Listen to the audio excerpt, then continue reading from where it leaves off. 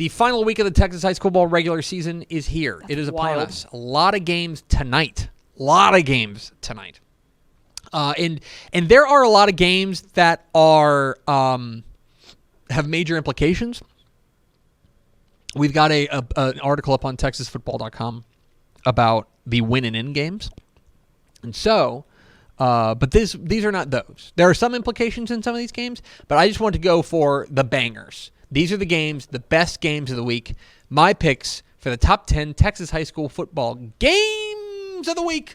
Let's go to the graphic. We will start, believe tonight? Tonight. Yes.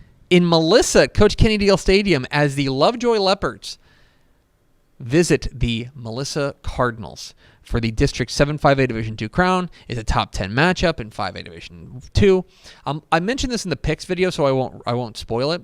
But like, these are two programs that, like, because they're, in my opinion, a lot better than the rest of their district, we just haven't talked about in like 7 weeks. No. But suddenly they're going to come and line it up. What I'm very interested in is, can Lovejoy slow down the running game for Melissa with Nathan Odejokun? And how does Melissa's secondary match up with what is still one of the very best receiving corps in the state with Lovejoy, with Dalen McCutcheon, Jalen Lott, etc., with Hondo Franklin slinging the ball? Fantastic game there, Melissa and Lovejoy. Then let's go out east. 7 o'clock Friday night in Timpson. The District 11 2A Division I title is on the line. It is one of two matchups of unbeatens across the state of Texas, as the number 9 Garrison Bulldogs take on the number 1 Timpson Bears. Garrison very quietly putting together a 9-0 run for Coach Brandon Alvarez's squad. Their 1-2 punch at the running back spot with a Marion Raspberry and Javian Black is scary. Almost 12 yards a carry, nearly 4 touchdowns per game combined between them. They are awesome, and their defense is giving up just 8 points per game. This is their biggest test of the year because it's the number 1 team in the state, and you know what they're about. Terry Bussey's been great, but do not overlook guys like J.J. Barner and Amari Bruton. This Timpson team is serious, and a 10-0 season would be a huge feather in the cap for Timpson. I believe it would clinch. Let me make sure about this. You're listening to live coverage of me looking something up. This would be Timpson's 4th consecutive undefeated regular season, which would mean that Terry Bussey never lost a regular season game if they win this game. Keep an eye on that one. Who's the last person to do that? Kyler? Regular season? Yeah. I'm sure there have been other teams that have done 4 straight. Like, I wouldn't care, but it's certainly an accomplishment. Yeah. Certainly if they could do that, but a big challenge for them as they take on Garrison. Then let's go to the Houston area in Humble. Another kind of under the radar matchup as the number 11 Humble Atascocita Eagles take on the number 9 Humble Summer Creek Bulldogs. Now this is a really interesting matchup for a number of reasons. But one of the reasons it's not an interesting matchup is that there's nothing on the line here. This is only bragging rights. Humble ISD bragging rights, but it's a huge, huge, huge game. Atascocita looking to bounce back after getting drilled last week by North Shore. Zion Brown has been sensational overall, their quarterback, but this is a very different test against a Summer Creek team that is going to lean on their defense, led by Xavier Adkins. This is a game, and then, by the way, they got an outstanding running back in Lloyd Avant. This team is really special, the Summer Creek team, and I am interested. I think that they are on that short list, depending on where Katy goes. They're certainly on that short list of Division II, Region 3 contenders, and I want to see if they can take down Atascocita. A fascinating matchup here between Summer Creek and Atascocita for HISD bragging rights. Not a ton on the line as far as playoff implications are concerned, but a huge, huge game regardless. Live on Dave Campbell's Texan Live. How about that? Then let's go to Frisco. We will be talking with the head coach of the Salina Bobcats here in a moment, the number 2 Salina Bobcats, as they visit Frisco Panther Creek. The District 7-4 Division I title is on the line, and you want to talk about a disparity in pedigree. Salina, one of the most decorated programs in Texas high school football. They are 9-0. They are rolling. They have been fantastic. Their quarterback, Knox Porter, has been great. Pair of running backs in Logan Gutierrez and Harrison Williams. And their defense is always very stout, especially against the run. Then you have Frisco Panther Creek. who is in their second varsity season, I believe. And Panther Creek has been absolutely spectacular with quarterback Braxton Roberts and Christian Trickett. They throw the ball all around.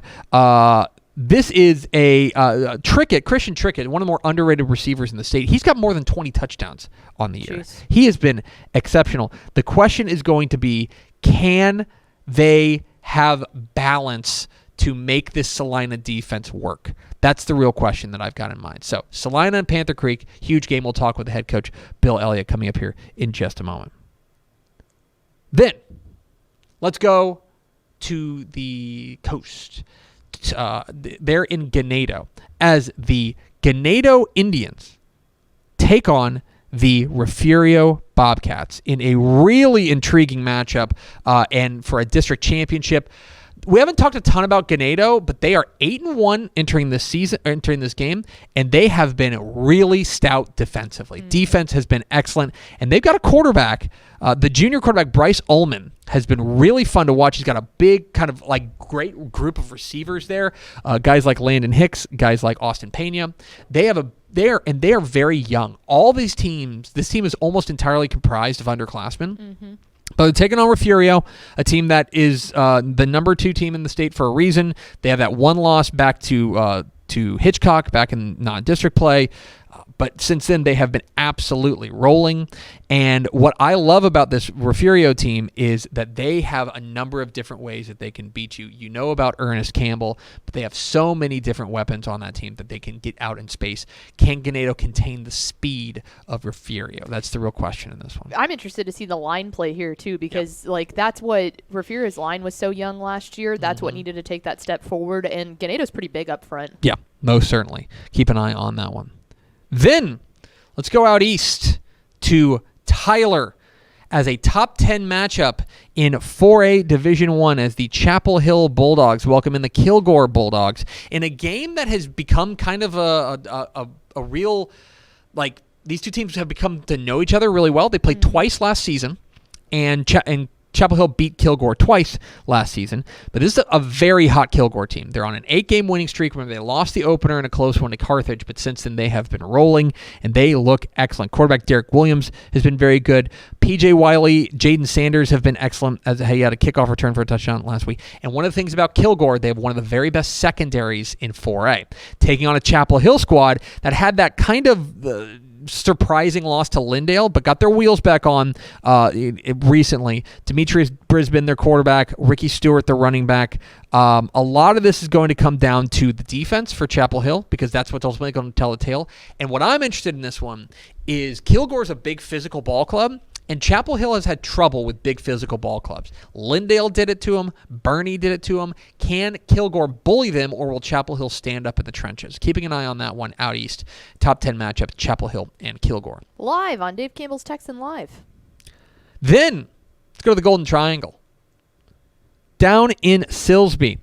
And if you are into prospects, do I have the game for you? Mm-hmm. The District 9 4A Division II title is up for grabs, at least a share of it for Jasper, as the Jasper Bulldogs visit the Silsbee Tigers. And this game has got dudes. Okay, so Jasper does have 3 losses, but they're all three pretty decent losses. And they are starting to find their way. And I think that Kinder Crumity squad is really rounding into form. That's one thing that I think is impressive about them. They are getting better as the season goes on. They're big and physical and mean and play tough defense. How do they handle the athleticism and playmaking ability of Silsbee with, of course, Draylen Miller, but also Ashton Cartwright, Trey Kibbles? This team is absolutely loaded. Furthermore, I want to see Ty Anthony Smith, the outstanding linebacker for Jasper. How do they utilize him against this kind of wide-open Silsbee team? Very interested in watching him. He's one of the very best players in the state. Jasper and Silsbee, a huge game down there in Southeast Texas. Then, have a little 6-man action as a top 10 matchup for a district title is on the line as the number 1 Benjamin Mustangs visit the number 10 Kroll Wildcats in a matchup for the District 6 1A Division II crown. We talk about Benjamin a lot. They got Grayson Rigdon. He's Superman. He's the best player in 6-man football. That's not really an opinion. Kroll does have the one loss on the year. Back in non-district play, they lost to Knox City, who's the number 2 team in 1A Division 1. But since then, they have been rolling, and I think Mitchell Parsley, who's still a very young man, because I covered him in Texas when I was here at this job, this team has been very strong since then, and I think that they are going to have an opportunity to give Benjamin a run. Specifically, I think their defense has been playing very well of late. They've got Austin Hernandez, their running back, who they're going to lean on, and Angel Escalante, who I think is a playmaker as well. Keep an eye on this one. Big top 10 matchup in 1A Division 2, number 1 versus number 10 in Benjamin and Kroll. Then, let's go to the Valley. The other matchup of unbeaten, 7 o'clock tomorrow night at Bobby Lackey Stadium in Weslaco as the San Benito Greyhounds take on the Weslaco Panthers for the District 32 6A crown, and it's a chance for an undefeated regular season. San Benito's last undefeated regular season was in 2017. Pickle, do you know the last time Weslaco had an undefeated regular season? I do not. 1991. Wow. So it would be a huge move here for Roy Stroman's bunch, who we had on the program a couple weeks ago, if they were to get this. What I love about this game is that these two teams look like they're looking in a mirror. Both teams are built exactly the same. They want to play great defense, and they have a bell cow running back. For San Benito, it's Fabian Garcia. He's got 1,300 yards, 17 touchdowns on the year.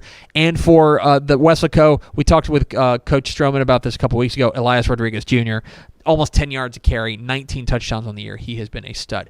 Who is able to come up with those 1 or 2 plays to put their team over the top? This is going to be, I think, a really fun, physical, old-school matchup down there, Weslaco and San Benito.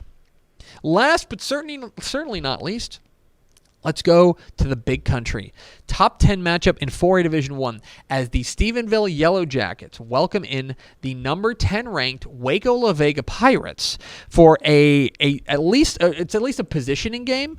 And for La Vega, I believe they can still clinch a share of the district championship, and depending on how things break, they could China Springs idle, so they could force a 3-way tie if they were to beat Stevenville, and then who knows what the tiebreakers are. This is a La Vega team that we had some concerns about early, especially they lose to Waco Connolly, and then they lose to Midlothian Heritage. They were 1-2, but they've really very quietly gotten their wheels back on.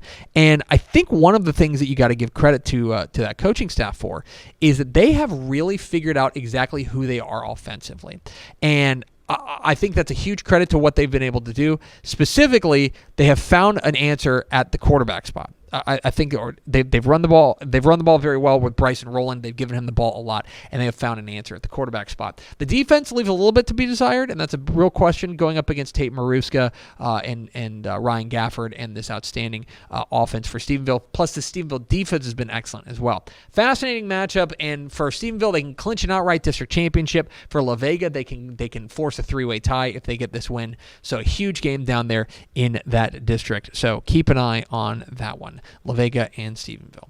Of course, you can catch whip-around coverage of the biggest games across the state of Texas live, free, everywhere, 7:30 p.m. tomorrow night on TexanLive.com. Dave Campbell's Texas Football Tonight. It's going on tomorrow night, Friday night.